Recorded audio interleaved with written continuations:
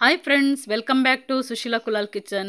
Friends, ನಾನಿವತ್ತು ಹಲಸಿನ ಕಾಯಿ ಇದೆ ನೋಡಿ, ಅದರಿಂದ ಚಿಪ್ಸ್ ಮಾಡಿ ತೋರಿಸ್ತಾ ಇದ್ದೇನೆ. ನೋಡಿ, ನಾನಿವಾಗ ಈ ಥರ ಹಲಸಿನ ಹಣ್ಣೆಲ್ಲ ಬಿಡಿಸಿಟ್ಕೊಂಡಿದ್ದೇವೆ. ನಾವು ಹಲಸಿನ ಕಾಯಿ ಬೇಕಿದ್ದಕ್ಕೆ, ಹಣ್ಣು ಬೇಡ. ಅದರಲ್ಲಿ ಸ್ವಲ್ಪ ನಮಗೆ ಎಳೆದಾದರೂ ಪರವಾಗಿಲ್ಲ, ಅಂದರೆ ಸೋಳೆ ರೆಡಿಯಾಗಿರಬೇಕು. ಈ ಥರ ಸೋಳೆ ರೆಡಿ ಆದ ನಂತರ ನೋಡಿ, ಅಂದರೆ ತುಂಬ ಹಣ್ಣೆಲ್ಲ ತಗೋಬಾರ್ದು, ಕಾಯಿಯಾಗಿರಬೇಕು. ಅನಂತರ ಇದನ್ನೆಲ್ಲ ತಗೊಂಡು ಎಲ್ಲ ಕ್ಲೀನ್ ಮಾಡಿದ ನಂತರ ಒಳಗಿದ್ದು ಬೀಜ ಎಲ್ಲ ತೆಗೆದು ಕ್ಲೀನ್ ಮಾಡಿದ ನಂತರ ನೋಡಿ, ಈ ಥರ ಸಪೂರ ಕಟ್ಟಿಂಗ್ ಮಾಡಬೇಕು. ಎಲ್ಲವನ್ನು ಇದೇ ಥರ ಮಾಡ್ಕೋಬೇಕು. ಫಸ್ಟಿಗೆ ಮಾಡಿಟ್ಕೊಂಡು ಅನಂತರ ನಾವಿವಾಗ ಎಣ್ಣೆಯನ್ನು ಬಿಸಿ ಆಗಲಿಕ್ಕೆ ಇಟ್ಟುಬಿಟ್ಟಿದ್ದೇನೆ. ಬಿಸಿ ಹಾಕಲಿಕ್ಕೆ ಇಟ್ಟುಬಿಟ್ಟ ನಂತರ ನಾವು ಹಲಸಿನ ಈ ಥರ ಸ್ಲೈಸ್ಗಳನ್ನೆಲ್ಲ ಹಾಕ್ತಾಯಿದ್ದೇವೆ ಎಣ್ಣೆಗೆ.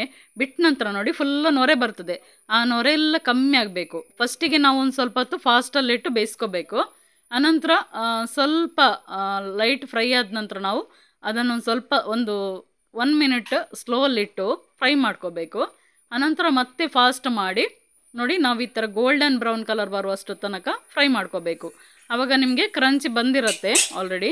ಇಲ್ಲಾಂದರೆ ಒಮ್ಮೆಲೆ ಫಾಸ್ಟ್ ಇಟ್ಟರೆ ಸಾಫ್ಟ್ ಸಹ ಬರ್ತದೆ.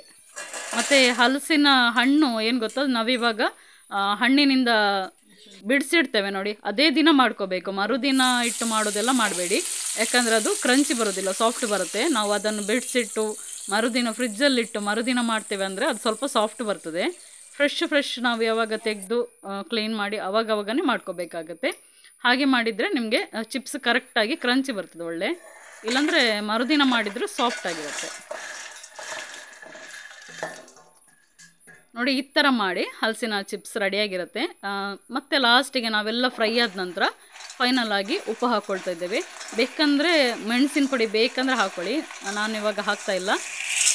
ಖಾಲಿ ಉಪ್ಪು ಅಂದರೆ ಸ್ವಲ್ಪ ಸಾಕು, ಜಾಸ್ತಿ ಬೇಕಾಗಿಲ್ಲ. ರುಚಿಗೆ ತಕ್ಕ ಸ್ವಲ್ಪ ಉಪ್ಪು ಹಾಕ್ಕೊಂಡು ಈ ಥರ ಮಿಕ್ಸಿಂಗ್ ಮಾಡಿದರೆ ಆನಂತರ ನಾವು ಗಾಳಿ ಆಡೋದಂತ ಯಾವುದಾದ್ರೂ ಡಬ್ಬದಲ್ಲಿ ಹಾಕಿಟ್ರೆ ನಮಗೆ ಬೇಕಾದಾಗ ತಿನ್ಕೋಬೋದು. ಅಂದರೆ ಹೊರಗಡೆ ತಗೋಬೇಕಾದ್ರೆ ತುಂಬಾ ಕಾಸ್ಟ್ಲಿ ಇದೆ, ಇದಕ್ಕೆ ತುಂಬಾ ರೇಟ್ ಇರುತ್ತೆ. ಅಂದರೆ ಕಷ್ಟ ಸಹ ಇದೆ ಇದನ್ನು ಮಾಡಲಿಕ್ಕೆ, ಅದಕ್ಕೋಸ್ಕರ ತುಂಬ ಕಾಸ್ಟ್ಲಿ ಇದೆ. ಹಾಗಾಗಿ ನಾವು ಸ್ವಲ್ಪ ಮನೆಯಲ್ಲೇ ಮಾಡ್ಕೊಂಡು ತಿಂದರೆ ಹೆಲ್ದಿ ಇರುತ್ತೆ, ಹಣ ಸಹ ಉಳಿತಾಯ ಆಗುತ್ತೆ. ನೆಕ್ಸ್ಟ್ ರೆಸಿಪಿ ಜೊತೆ ಇನ್ನೊಂದು ಸಲ ಸಿಗ್ತೇನೆ. Thank you friends.